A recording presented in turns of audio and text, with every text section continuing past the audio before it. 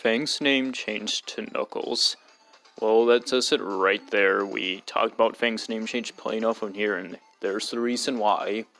Apparently, Knuckles, when in consideration, was being called stuff like Knuckles and stuff like that, and they just thought Knack itself was too close. So, yeah, he unfortunately had to be pushed aside and not prioritized and have his name changed. So while it's not the most consistent, Sonic is usually known for having 7 Chaos Emeralds.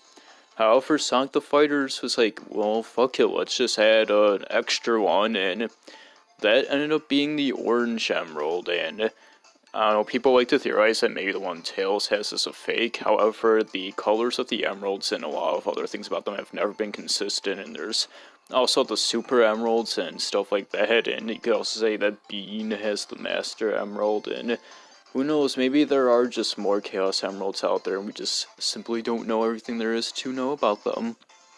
Bark is definitely one of, if not just the most mysterious character we know about, and him being totally mute certainly doesn't help with this.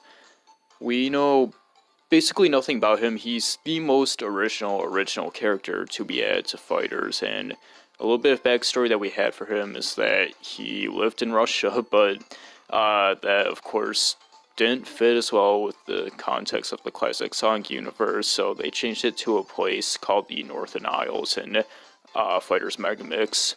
And this is a place that we've never seen before, but I guess we could assume that it's pretty cold up there, and yeah, he's quite the fighter, and he had a Chaos Emerald for some reason, and we don't know why he's so good at fighting, why he's so strong, we don't know why he found a Chaos Emerald, or what he wants to do with it. I think he just stumbled across it, but again, why was he already so powerful, and kind of like knew what this thing was all about, and some other media portrays him as like a nice guy inside, but he also hangs out with Fang and Bean, and it's like, okay, well, if Bark's like some shy but actually nice dude, then why is he the way he is? Why is he so quiet? Why is he seem kind of depressed almost? And why does he feel like he needs to hang out with a bounty hunter like Fang and a crazy person like Bean? I don't know, it just really makes you think what exactly the deal with this guy is, and that's probably something not too happy. I don't know, if only we could hear more about him. There's a lot of debate in whether or not Bean is a duck or a woodpecker, and there are several points that support each, with maybe duck just being a bit more. And Sega has chimed in with this whole entire debate by purposely, like, gaslighting it and joking about it, saying that he's a unique species called a dynamite duck, or just a dynamite, or giving no clear answer whatsoever. If you ask me, I think he's probably a hybrid between a duck and a woodpecker. It just kind of makes sense, and lets both sides win, and Fang himself is apparently also a hybrid, so yeah. Depending on the scenario, be that if he's on the ground, or during the second ship battle with Mecha Sonic, his color palette actually slightly changes, and yeah, you can see that the blue tint is just a bit different. Now, you can probably make sense as to why this happened. They made like a brand new spray and just didn't get exact, but there's actually a third variant to this on the blue sphere screen, where he also is a slightly different shade of blue, and you just have to ask, well, where the fuck did this spray come from? Sonic the Hedgehog is the name of this figure over here, and for the longest time, this thing was pretty obscure and totally shrouded in mystery, like, aside from obviously those who already knew what the heck it was, and Johnny the Defector recently made a video on this, which is my favorite video by him, and despite that, I don't think this is still all that not obscure, but it's definitely a lot more well-known, its info is easily findable.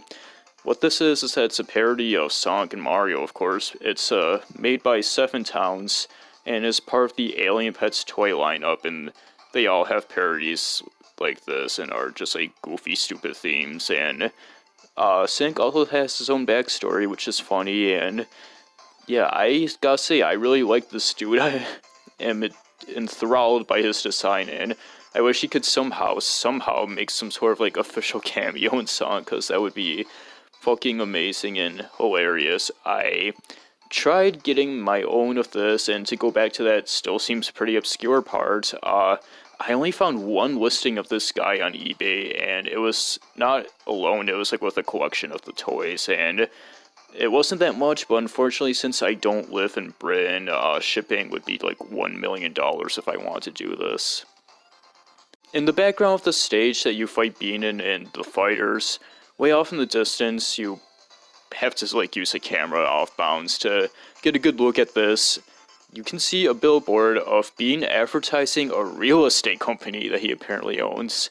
The thing about this, though, is that it comes with a phone number, and apparently it's actually the phone number to a real-life real estate. I'm not gonna call it, and I don't suggest that you try it, but I mean, if you're reckless and want to either go to a spam line or potentially bother somebody, then hey, go ahead. Reminds me of Seth Rogen's phone number on Adult Swim. The Lost episode of Adventures of Sonic the Hedgehog is an old classic creepypasta.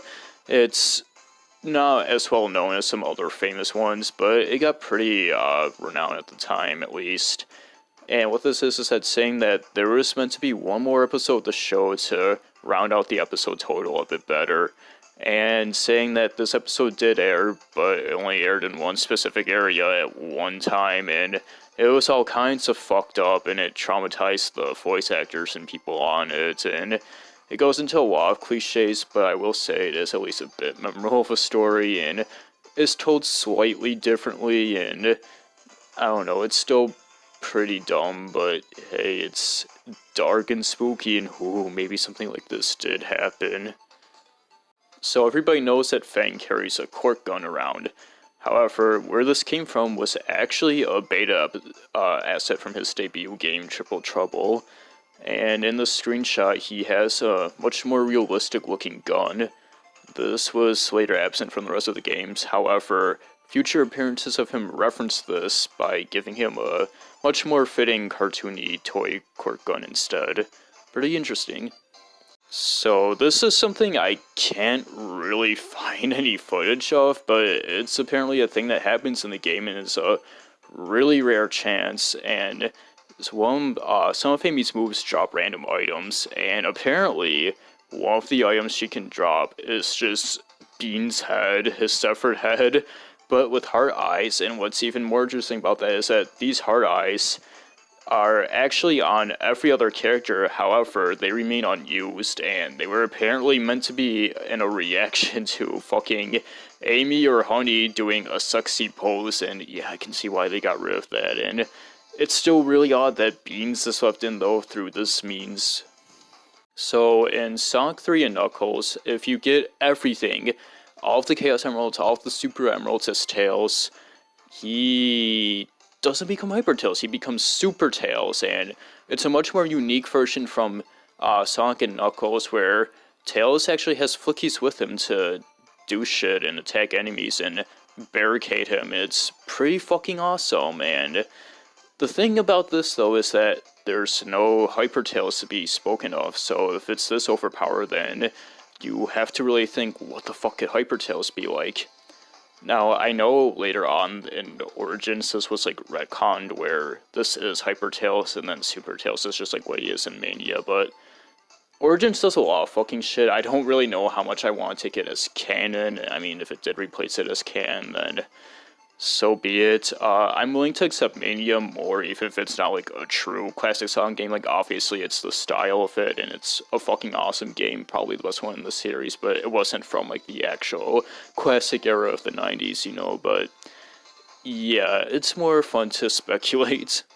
So Sonic Spinball is quite the infamous game, because it's one of those weird, low-budget, quickly made spin-offs, and it's sadly not that good, even if there is maybe some sort of charm to it. I'll admit it has a soft spot on me for really personal reasons and inside jokes, but yeah, it's a fucking creepy and bizarre game, and something about it that's especially somewhat bizarre, but really notable, is that this game somehow took characters from all the like other pieces of Sonic media that were going on at the time, so let's look at the cartoons, and united them.